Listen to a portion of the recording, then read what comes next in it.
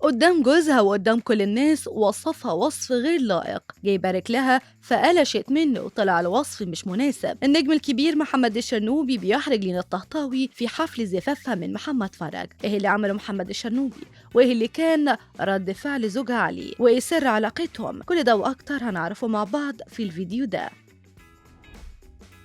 لقطة ومسك فيها الجمهور، كلمة وقالها محمد الشرنوبي في فرح لينا الطهطاوي، وبسببها الاتنين بقوا ترند وشكلهم هيفضلوا على الترند لباقي الأسبوع. من ساعات كان فرح البلوجر محمد فرج على الإعلامية الشهيرة لينا الطهطاوي. الفرح كان مليان لقطات تفرح وطيس الكل، مغنيين وفقرات تبسط الكل أكيد، لكن في وسط كل الهيصة دي حصل موقف قلب فرحة البلوجر لينا الطهطاوي من فرح لزعل مفاجئ. السبب في كده هو النجم الكبير محمد الشرنوبي بقصد أو بدون قصد بارك لينا الطهطاوي على حفل زفافها بطريقة شافها الجمهور غير لائقة عليها. راح وقال مع عريسها وهما الاتنين ماسكين ايديهم في بعض، قام قايل لها مبروك يا صيعة، الكلمة اللي قلبت ترند الفرح كله. الفكرة ان بعد الكلمة دي قام رايح الشرنوبي على العريس اللي هو محمد فرج وقام بارك ليه وسلم عليه واخده بالاحضان، ولا كأن كان في حاجة حصلت، كأن عادي يعني اللي قاله، وكان برضه هما متعودين على كده مع بعض. هل يا ترى محمد الشرنوبي متعود يقول لينا الطهطاوي اللفظ اللي قاله ده؟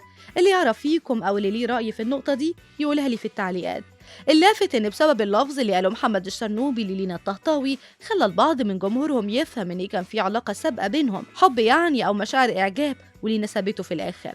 فهل برضو تتوقعوا ان كان في علاقه بين محمد الشرنوبي ولينا الطهطاوي وعلشان كده قال اللي قاله؟ ابقوا قولوا لي رايكم على الجزئيه دي برضو في التعليقات. وبخصوص جزئيه الارتباط دي فالاعلاميه لينا الطهطاوي سبق وطلع عليها شائعات تخص الجزئيه دي. فعلا طلعت من فتره شائعه زواج المطرب عزيز مرقه من المذيعه لينا الطهطاوي. وقتها عزيز مرقه هو اللي رد بنفسه على الشائعات دي وقال انا ببقى مستغرب قوي الناس اللي على السوشيال ميديا ازاي بيبقوا حاسين انهم فاهمين القصه كلها من حاجتين شافوها على السوشيال ميديا. كمل عزيز كلامه وقال انا ولينا كنا عارفين اننا عايزين نشتغل مع بعض اول ما تعرفنا في ذا بلايند ديت شو، وبعدها قعدنا نتكلم، وبعد كده مش مصدق اننا اخيرا عملنا الكليب. كمان طبيعي يكون في مشهد اننا متجوزين، واول مره اشوف لينا كان في البرنامج.